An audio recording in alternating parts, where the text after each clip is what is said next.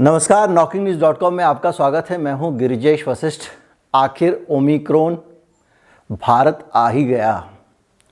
2 मामले मिले हैं कर्नाटक में और इस तरह से दुनिया भर में कोई 25 देश हो गए, 24 या 25, भारत 24वां या 25वां है।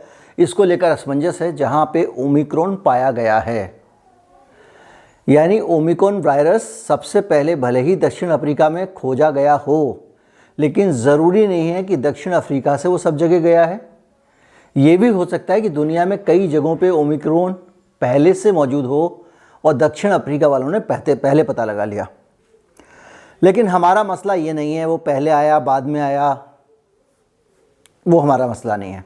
हमारा मसला ये है कि अब ये आ गया है तो हम क्या डरें या ना डरें। इस वायरस में कुछ ऐसा है जिसके कारण हमको टेंशन लेनी चाहिए अभी तक की तारीख में। कल का कोई नहीं जानता, परसों का कोई नहीं जानता। तो अभी तक कुछ ऐसा है जिसके कारण टेंशन लेनी चाहिए। वो कौन सी चीज़ें हैं जिन पे सोचने की ज़रूरत है, विचार करने की ज़रूरत है। और इस वायरस को लेकर ये जो मीडिया सेंसेशन फैला रहा है, इसके पीछे की वजह क्या है, ये सारी चीज़ें बात करूँगा। अभी आप कहीं मत जाइए, चैनल को सब्सक्राइब कर लीजिए। लौट के फिर आता हूँ।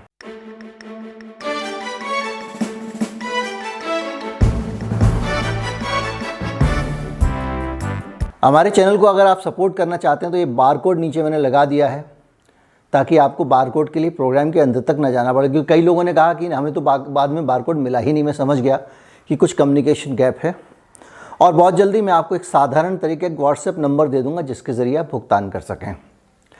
अब मैं आगे बातचीत में बढ़ता हूँ और मैं आपको ये बताने की कोशिश करता हूँ कि ओमिक्रॉन जो वायरस आया है उसमें नया क्या है। वायरस क्या, ओमिक्रॉन एक कोरोना वायरस का वेरिएंट है। 2 साल पहले कोरोना वायरस ने धरती पर कदम रखा था, या कहें कि धरती पर उसकी खोज हुई थी। मानव के अंदर उसने कदम रखा, इंसान के अंदर पाया गया और तब से लगातार उसका काम है रूप बदलना। वो रूप बदलता रहता है, रूप बदलता रहता है। बदले हुए रूप में आपको बताया जा रहा है कि वो 50वां रूप है ये उसने बदला है और इसलिए आपको चिंता करनी चाहिए। तो अब सोचने की बात यह है कि इस वायरस में ख़तरनाक क्या है। मैं कोशिश करता हूँ बहुत सिंप्लीफाई कर दूँ, चीज़ों को बहुत सरल बना लूँ, और कभी ओवर सिंप्लीफिकेशन भी हो जाता है। जैसे कि मैं आज आपको ये बताना चाह रहा हूँ कि आपकी गली में जब आप जहाँ से निकलते हैं वहाँ पे 18 कुत्ते हैं। एक शेरू है, एक मोती है और कुछ एक टॉमी है। इस तरह के 18 कुत्ते हैं। किसी का नाम लोगों ने सीजर रख दिया, किसी का कुछ और रख दिया।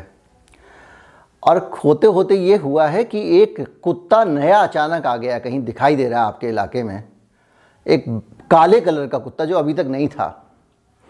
अब आपके इलाके में, आपके मोहल्ले के बच्चों में ये हलचल है कि ये काला वाला जो कुत्ता आया है ये कहीं कटखना तो नहीं है। शेरू मुझे जानता था, टोमी मुझे जानता था, मोती मुझे जानता था, ये नया वाला आ गया, ये मुझे जानता नहीं है, मैं इसको नहीं जानता हूँ। इससे कैसे बचना है इसके बारे में मुझे नहीं पता। तो अब ये कालू जब मेरे ऊपर हमला करेगा तो मैं इससे कैसे बचूंगा, इस बात को लेकर टेंशन है। तो पूरी दुनिया में अभी जो ओमिक्रॉन की टेंशन चल रही है वही टेंशन है, कालू आ गया है मोहल्ले में नया। अब उसको लेकर मीडिया वाले जो हैं, पहले मीडिया से शुरू कर देता हूँ, मीडिया का मेरा अपना अनुभव है। तो मीडिया में जब खबर आती है तो खबर आप जब चैनल लेके एक के बाद एक बदल रहे होते हैं बैठ के, आप तो निर्मम व्यक्ति हैं, आपको तो 5 सेकंड में हत्या करनी है, ये खबर नहीं देखनी, मुझे ये भी नहीं देखनी। और अचानक आप चैनल बदलते बदलते किसी चैनल पे बड़ा बड़ा लिखा हुआ देखते हैं, भयंकर खतरा आया, तो आप रुक जाते हैं, भैया कौन सा खतरा है। तो ये जो आपकी 2 गोलियां हैं ना, आँखों की आईबॉल्स, इनको जो कैच करके रखना है, इसी काम में मीडिया लगा रहता है। अब वो रोज़ फलां सिंह यादव ने ये भाषण दिया, फलां योगी जी ने फीता काटा, ऐसी ऐसी खबरें दिखाएगा तो आप चैनल सर्फिंग करते करते रुकेंगे नहीं। चलो फीता काटा कोई बात नहीं, आगे बढ़ो, है ना। तो उसको ऐसी खबरें चाहिए जो सेंसेशनल हों, जो एकदम आपको हिला दें। तो अगर कोरोना का नया वायरस आ जाए, उसने देखा अपने पड़ोस में किसी एक आदमी का निधन हो गया था, उसके क्लोज के रिश्तेदार मारे गए थे, उसने ऑक्सीजन की किल्लत देखी, उसने बहुत सारी परेशानी देखी, तो आदमी को लगता है हाँ खबर बहुत काम की है। इसलिए ओमिक्रॉन क्या न्यू म्यू जितने भी आए थे सब पे ऐसे ही हंगामा हुआ था। कहीं ढूंढिएगा, पता चलिए कीजिएगा अगर मिल जाए वो वाले वायरल वेरिएंट। तो ओमिक्रॉन आया है। ओमिक्रॉन क्या है, काड़ू आ गया है मोहल्ले में। अब ये जो काला कुत्ता है इसके गुण धर्म पता लगाए जा रहे हैं। कोई कह रहा है कि ये जो है ना लाल कपड़ा देख के बहुत ज़ोर से काट लेता है, कोई कहता है ये साइकिल वालों का पीछा करता है, कोई कहता है स्कूटर वालों का करता है। तो ऐसे सब तरह के इनपुट्स आ रहे हैं। तो उन इनपुट्स के बीच में WHO नाम के जो अंकल जी हैं हमारे RWA के, उसके पास कुछ बच्चे पहुंच गए।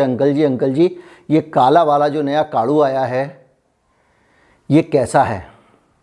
अब क्या हुआ कि अंकल जी के पास पहुंच गए और पड़ोस वाले दुनिया भर के लोग, अंकल जी प्रधान जी हैं तो उनके पास आ रहे हैं कि साहब एक बात बताइए कि आपके मोहल्ले में जो काड़ू कुत्ता आया है ये कितना खतरनाक है, बताइए।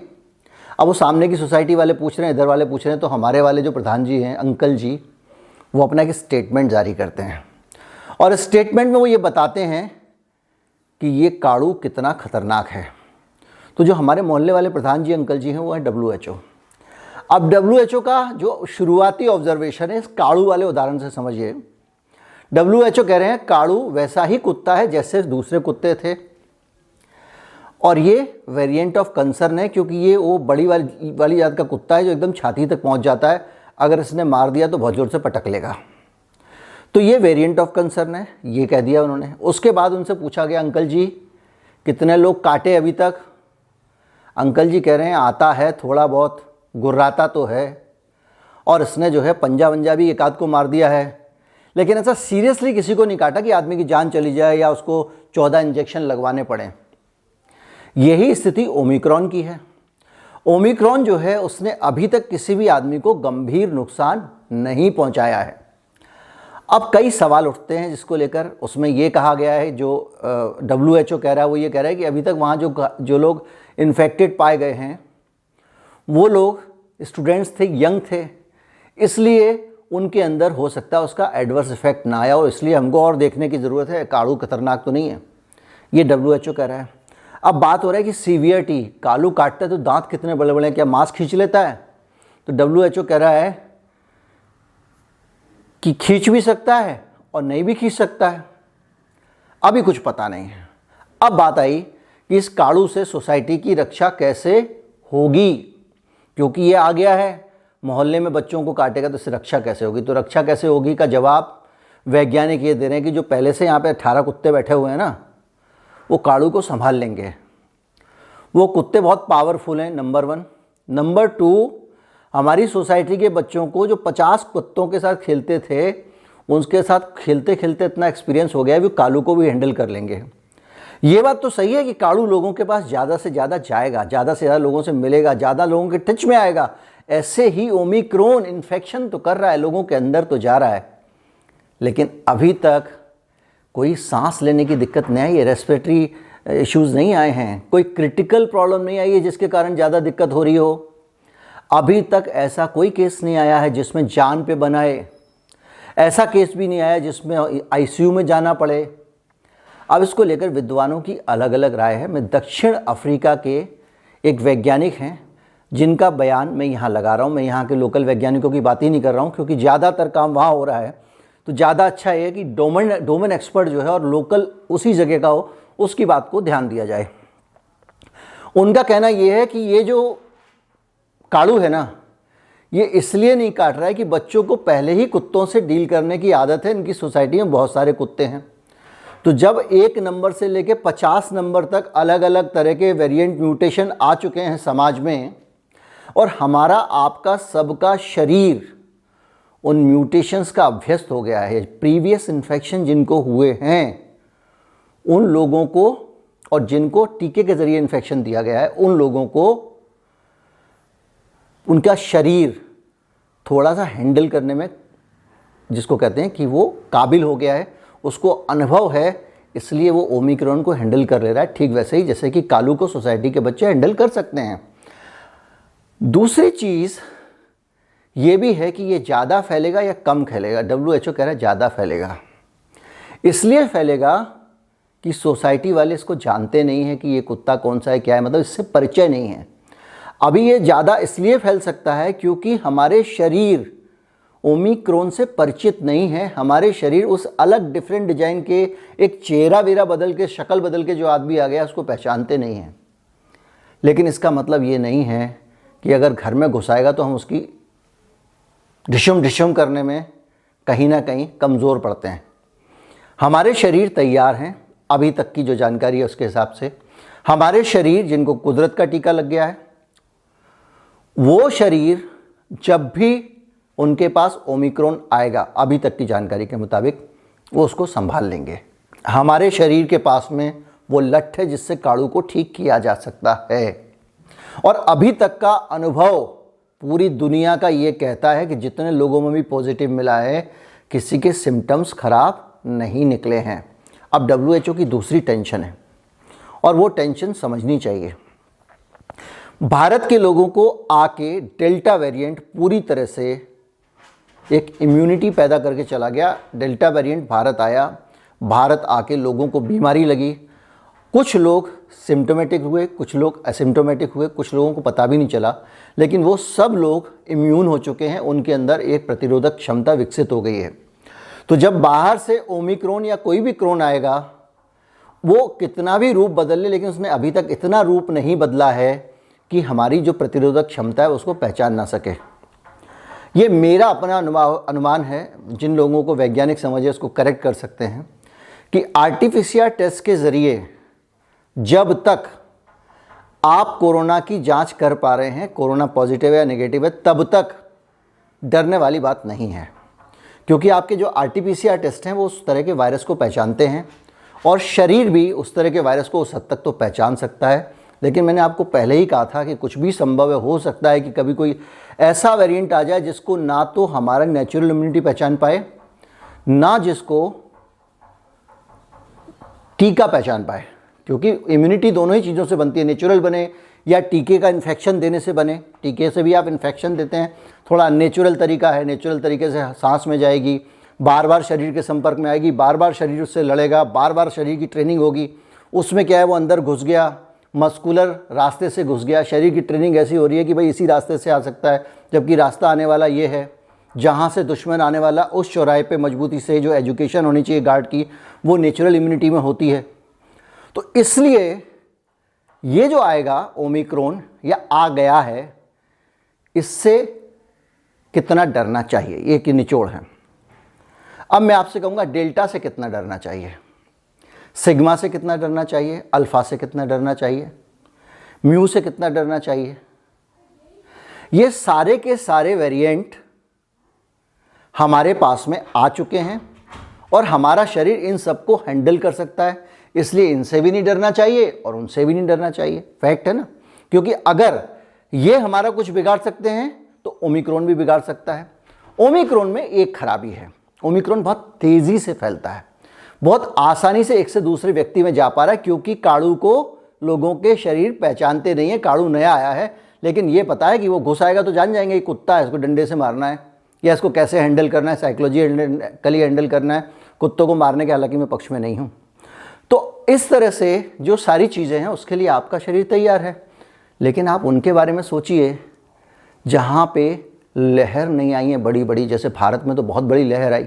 कभी कभी सरकार की जो लापरवाहियाँ और दूसरी चीज़ें होती हैं वो फ़ायदा करती हैं।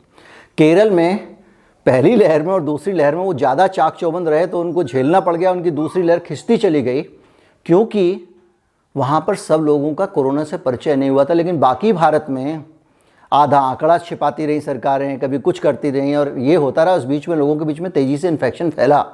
सरकारों ने जानबूझ के ऐसी नीतियाँ बनाई, ऐसा मुझे लगता है कि जानबूझ के ही बनाई होंगी, कि हफ्ते में एक दिन बाज़ार खोलो, सब लोगों को बोलो जाओ बाज़ार में और एक दूसरे को टीका लगा के आ जाएं। तो उन सब चीज़ों के कारण हमारे अपने देश में, हमारे भारत में उतनी चिंता की बात नहीं है। लेकिन अब चिंता उन देशों की ज़्यादा है जिनमें ज़्यादा कोरोना फैला नहीं है। देखिए दुनिया बहुत बड़ी है, WHO के सामने भी और दुनिया के वैज्ञानिकों के सामने सिर्फ भारत की चिंता नहीं है, उनके लिए चिंता और देशों की भी है जिन जगहों पे अभी तक कोरोना ठीक से पहुंचा नहीं है, जहां कोरोना को लेकर किसी भी तरह का कोई एक्सपोजर नहीं है, जिन लोगों के शरीरों की ना कोरोना से मुलाकात नहीं हुई, ना तो जिंदा कोरोना उनके अंदर घुसा, ना मुर्दा कोरोना का इन्फेक्शन उनको लगाया गया। ऐसे लोग खतरे में हो सकते हैं क्योंकि ये वायरस तेज़ी से फैल रहा है और ये खतरा उसी तरह का हो सकता है जिस तरह का हमने डेल्टा वेरिएंट के दौरान अपने देश में देखा। कई लोग इन्फेक्टेड हुए जिनको बीमारी भी नहीं हुई थी, जिनको टीके से भी इन्फेक्शन नहीं दिया गया था, वो सब लोग इन्फेक्टेड सीधे वायरस से हुए, और उस प्रक्रिया में जब लाख लोगों को होगा तो 2-4 लोग गंभीर बीमार भी होंगे। उस तरह से बड़ी संख्या में लोग बीमार हुए। चूँकि करोड़ों का हुआ तो हज़ारों लोग बीमार हुए। तो ये जो है वो चिंता ज़रूर है जो WHO को करनी है, दूसरे लोगों को करनी है। और इसीलिए WHO बार बार स्टेटमेंट दे रहा है कि भाई साहब, आप 3-3, 4-4 टीके लगाए जा रहे हो, इसका क्या लॉजिक है? वहाँ वो गरीब को एक पहला टीका भी नहीं मिला है, उसका तो पहुँच जाने दो। और वो कोई सुन नहीं रहा है। तो कुल मिला के ये है कहानी कोरोना की, और ये है कहानी ओमिक्रॉन की। और बाकी इसके अलावा जो भी कहानी है वो फिगर्स हैं, संख्या है। 5,000 केस आ गए, 6,000 केस आ गए। जो साउथ अफ्रीका में केसेस आए हैं उनको लेकर भी यही कहा जा रहा है, भैया केसेस तो आ गए हैं, लेकिन चिंता करने की ज़रूरत है क्या? केसेस बढ़ गए हैं, वो किसी और वजह से भी बढ़ सकते हैं। ये भी WHO कह रहा है, लिख के मैं स्क्रीनशॉट लगा दे रहा हूँ। तो बात ये है कि उन फिगर्स का हम क्या करेंगे? लग गया ठीक है, हमको खांसी लगती है, जुकाम लगता है, हम कुछ करते हैं क्या? परेशान होते हैं क्या? चला जाता है। हम परेशान तब होते हैं जब हमारी जान लेने वाला हो। अगर हम पहले से इम्यून हैं तो आए ना आए क्या फ़र्क पड़ता है? ज़्यादा आए कम आए क्या फ़र्क पड़ता है? तो आए ना आए हमको क्या फ़र्क पड़ता है? इसीलिए मैं बार बार कहता हूँ कि ये जो काउंटिंग कर रहे हो ना, इतने केसेस मिल गए, इतने लोग इन्फेक्टेड पाए गए, इतने लोगों में कोरोना पाया गया, अब इस डाटा का कोई मतलब रह नहीं गया। अब डाटा वो चाहिए कि कितने लोग सीरियसली इल हुए। डेंगू है जिसमें 4 स्ट्रेन अभी तक आ चुके हैं, और जो नया स्ट्रेन आता है वो पुराना वाला जो आपको बीमारी लगी थी उसके बावजूद आपको कुदरत का टीका नहीं लगता। वो नया वाला जो स्ट्रेन है वो इतना बदला हुआ है कि वो दोबारा से आपको इन्फेक्ट कर देता है। तो इस तरह का अगर कोई स्ट्रेन आ जाए कोरोना का, तब तो समझ में आता है कि उसकी चिंता करने की ज़रूरत है। अन्यथा आप चाहे डेंगू हो या कोई भी बीमारी हो, आप यही देखते हैं कि कौन लोग कितना गंभीर रूप से बीमार हो रहे हैं, लोग कितने हॉस्पिटल में भर्ती हुए हैं। डॉक्टर गोली देके जिनको ठीक कर देता है उनका रिकॉर्ड थोड़ी रखा जाता है। तो अगर इस रिकॉर्ड से देखें तो ओमिक्रॉन के खाते में एक भी सीरियस इलनेस नहीं है और एक भी मौत नहीं है। ये ओमिक्रॉन की हकीकत है। उम्मीद करता हूँ वीडियो को मैं सरल तरीके से समझाने में कामयाब रहा हूँगा। उम्मीद करता हूँ वीडियो आपको अच्छा लगा होगा, और जिनको समझने में दिक्कत आ रही है कि ये कितना गंभीर बीमारी है, उनकी ये वीडियो बहुत मदद करेगा। इसलिए ज़्यादा से ज़्यादा लोगों तक पहुँचाएँ, लोगों को बताएं कि काढ़ू से डरने की ज़रूरत नहीं है। नमस्कार, जय हिंद।